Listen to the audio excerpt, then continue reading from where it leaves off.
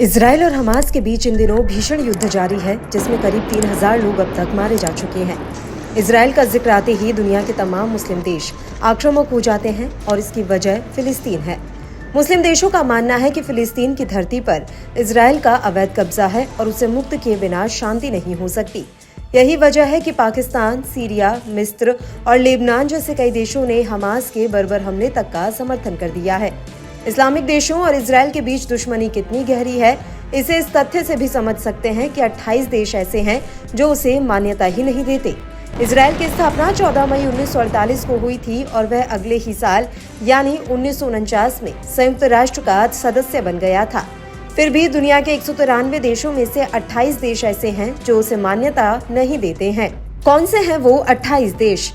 पाकिस्तान, बांग्लादेश जैसे भारत के पड़ोसी देश भी शामिल हैं। इन देशों में से 15 देश अरब क्षेत्र के हैं, जिनमें Algeria, Comoros, Djibouti, Iraq, Kuwait, Lebanon, Libya, Mauritania, Oman, Qatar, Saudi Arab, Somalia, Syria, Tunisia और यमन शामिल हैं।